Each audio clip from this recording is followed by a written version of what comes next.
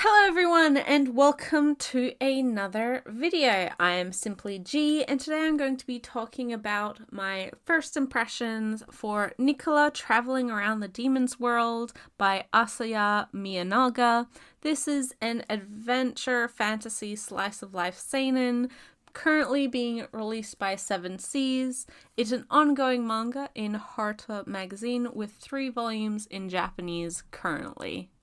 So this series is about a little girl who is a young witch called Nicola, who is traveling around the demon world with a demon, a traveling merchant salesman demon called Simon, as she discovers all of the interesting, wonderful things within the demon world and all of the various demons and people that she meets throughout her travels. This is really a very sweet all ages manga.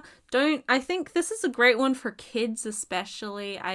Don't be put off by the whole Demon's World title. It's much more of like a monster's world, I would say. It doesn't really have any like religious demon devil kind of imagery in there, if that's something you're particularly sensitive to. But this is one that I was wanting to pick up mainly because I'm a big fan of Harta magazine manga. Some of my favorite titles come from that particular publication, and I hadn't really heard of this one before, but the art style is super duper sweet. Seven Seas did a really cool thing with this in how it's printed. It's not actually printed in black and white. It's kind of this deep brown color.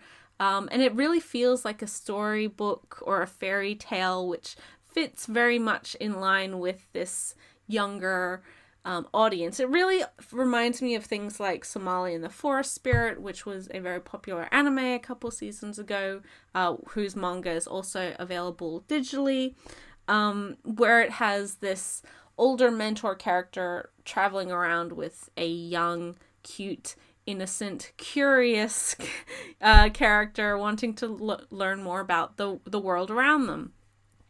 Simon is quite, he's a demon and he's a salesman, so he sometimes gets a bit frustrated with Nicola, but he's definitely this kind, like, older brother character to her. And one of the more prominent aspects of the story is the fact that I believe Nicola is traveling because she doesn't have a handle on her magic yet. Because she is so young, she's sort of training in a similar way to like Kiki from Kiki's Delivery Service does throughout that film, and she's trying to find the best way to become stronger or become as good at magic as she can be, and finding out what magic means to her. And you see this at various points throughout this first volume, and how she interacts with the monsters, the demons around her. And of course, the aspect of her being a very young child, being very curious, wanting to learn more about this unusual place that humans aren't actually really allowed to go to. They have to, again, like in Somali and the Forest Spirit, they have to hide the fact that she's a human. But she gives Simon, who is obviously someone who exists within this world, within this community, a new perspective on the demons and the society that he never thought about either. Again, it's very sweet in a Somali or even a Yotsuba style of story. If you like manga that features young kids, especially ones that aren't super duper annoying, or in this fantasy type setting, then I do really encourage you to pick it up. As I mentioned at the beginning of the video, it's definitely one that is suitable for all age groups, even young kids. It's not scary. It doesn't have anything that I would see that really jumped out to me as being too upsetting. I think the Demon's World title may, as I mentioned, put people off giving it to their kids because of perhaps religious reasons, but it really doesn't feel like, it doesn't use especially the Christian kind of version of demons and devils. It's not that type of story whatsoever.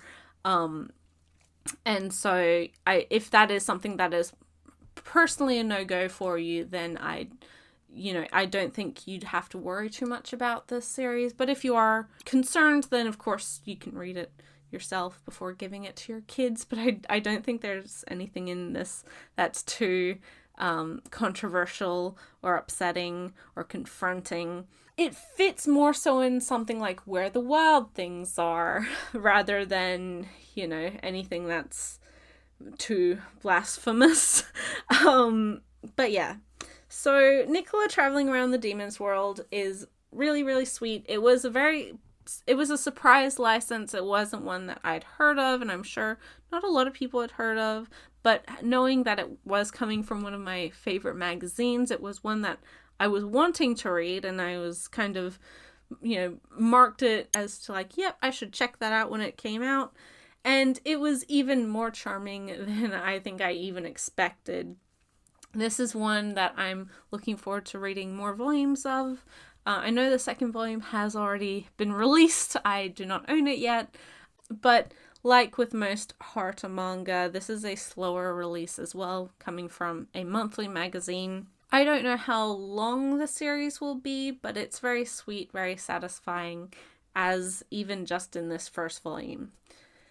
But those have been my first impressions for Nicola Traveling Around the Demon's World, Volume 1. Let me know your thoughts and feelings on this book, on the series, whether if you're reading it and it surprised you, or you didn't like it, or anything like that. I love hearing your comments. If you hadn't even heard of the series as well, let me know.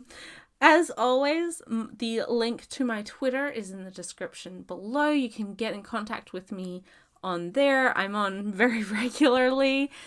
If you enjoyed this video and you're not subscribed, please consider it. I really appreciate if you would, but don't feel obligated either.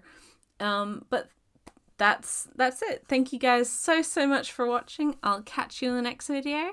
Bye till then.